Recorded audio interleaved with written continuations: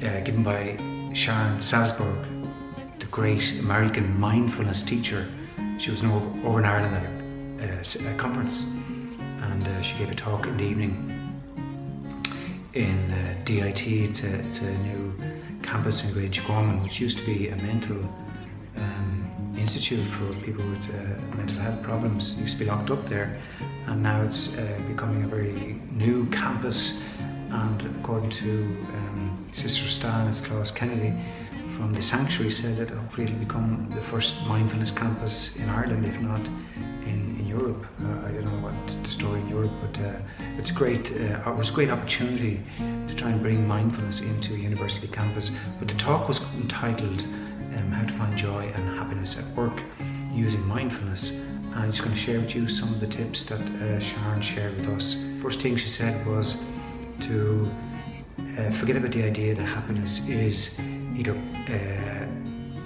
a mixture of having pleasure and that leads you to happy, and happiness is the absence of pain. It's neither of those two states. Happiness is independent of pain and pleasure. Pain and pleasure are things you experience and things that you need, but if you depend on pleasure for your happiness, then you're going to have times when you're not very happy. Happiness is a deeper state of being. Second thing she talks about is being present. It's a big mindfulness concept. How can you be present and stay in the moment? Because we only have this moment. The past is gone, the future hasn't arrived. We only exist in this moment. Too often we're worrying about the future and we're thinking about the past. Mindfulness is trying to get away from that and to enjoy the moment, to savor the moment, because this is all we have. Third thing is that we tend to over-focus on the problem, and she encourages us to become solution-focused, which is a big idea from psychology as well. But there's a lot of research backing up the idea that when we focus on the positive, more positive things happen. We are part of whatever problems we have, and we have to be part of the solution. So try it. Be more solution-focused than problem-focused, and see what happens. Yeah, she also referred to a lot of research that suggests that happiness in work comes when you discover meaning. Happiness in work is not to do with how much money you're on, or how successful you are, or how powerful your role is, or how much influence you have in an organization. Happiness at work is to do with finding meaning. So if you don't have meaning in your work, think about work. Think about where you can find the meaning. The meaning is often in connections, relationships, and the value that you give to the work you do. She asked us to consider the idea. What if your job was to be kind? Okay, you have your tasks to do and you have your role to fulfill, but if you reimagine your role as being kind to others, how that might change your outlook, or how it might change your experience of work. So it's really about our intention. It's what we perceive, and how we perceive and how we engage with the actions. And she talked about how intention now is understood to be part of the action. So if your intention is good, you'll have that knock-on effect. Thinking as a team was a big concept that she talked about. Maybe often we're part of teams at work. We don't really always value our role in the team, or sometimes we feel our role isn't valued. Sometimes we don't really, get stuck in. We kind of feel maybe we're not that good at what we do, or we're afraid to be exposed. That's a big theme in work. People are afraid to be exposed and not being good at what they do. But it's like being on the pitch with a team, some game. You're on the pitch, get stuck in, own the pitch, engage, and it's about being in unison. It's about being at one with your colleagues, and everyone has a role in that. You can't really complain that nobody's throwing the ball to you. Go and grab the ball, be assertive, enjoy, think as a team. You talk about maybe redefining success. Often success in work is defined as how much pay you're on, or the place you are in the hierarchy, or the pecking order, the influence you have on the company or your organization, and that's not really success at all. Success for you might be contentment, satisfaction, connections and relationships you have at work and with the people you serve. Too often we compare ourselves to others, and that obviously is doomed to failure. We'll never be happy if we compare ourselves to others.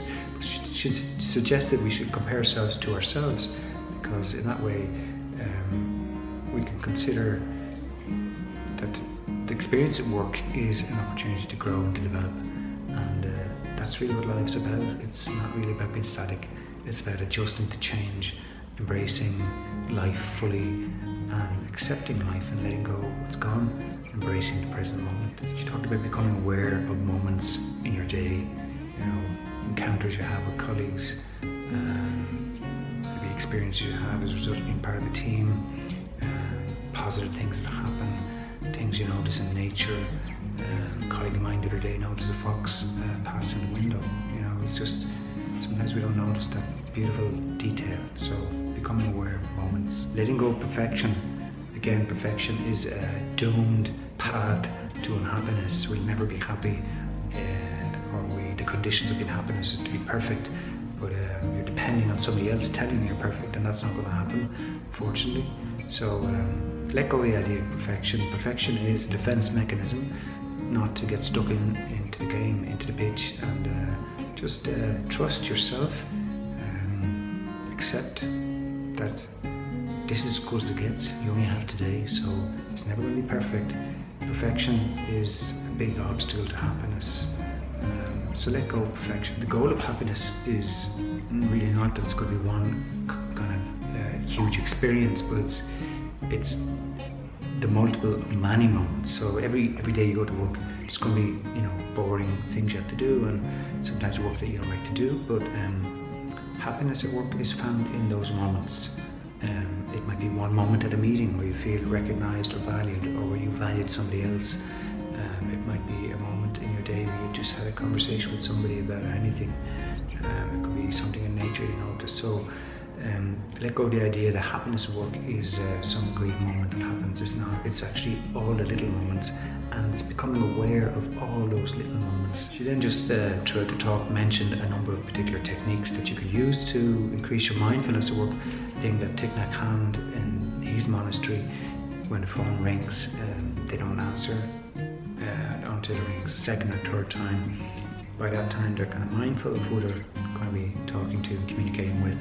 So just taking a little moment to become more mindful. Equally sending an email. She talked about how taking a breath or 2 or 3 breaths and send the email. She also mentioned about saying it to yourself, seeing what it's like to receive an email that you might find difficult to write, and then experiencing that and then sending it. Just taking a moment. She talked about stop multitasking, and unitask is to enjoy the moment. Do one thing. If you're talking to somebody, listen, engage with them. If you're having a cup of tea, enjoy the tea. Don't feel you have to be doing several things at the same time. If you're writing an email, just focus on that. It's there's times when we need to multitask, but we can also just unitask. Enjoy the very moment of the moment, whatever that is. Practicing loving kindness basically is sending people positive intentions, thinking well about others, being compassionate.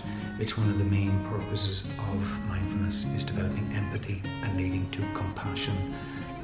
Compassion then also being grateful for what we have, and that leads us to be more compassionate with others, and finding joy and joy, gratefulness, compassion, positivity, being positive. Work is challenging, and focusing on the positive helps. She's 19 when she went to India to learn to meditate, to help her cope with growing up in a difficult family situation. Her mother died when she was quite young, and her father died later, but he had many problems. She lived with her grandparents. Her grandparents died as well when she was quite young, so she came to mindfulness from a place of suffering. And the real purpose of mindfulness is help people to accept suffering. It's one of the illusions of modern life, is that we can do away with suffering. We can medicate it, we can mood alter it, we can eat until the suffering is gone and feel the emptiness and the pain, but all of those things lead to more problems, and hence mindfulness is scientifically proven to be good for your health. Certainly it reduces your stress And stress is one of the big things that causes us to have health problems as a result of what we do when we're stressed. Eating wrong foods, drinking too much alcohol, not exercising, and that just tension in the body is damaging. So mindfulness is a key and a pathway to good health, to happiness at work and in life. And I hope you enjoyed this video. And if you're new to this channel and you've subscribed, thank you for subscribing. And I look forward to seeing you in a video very soon. Take care. Bye bye.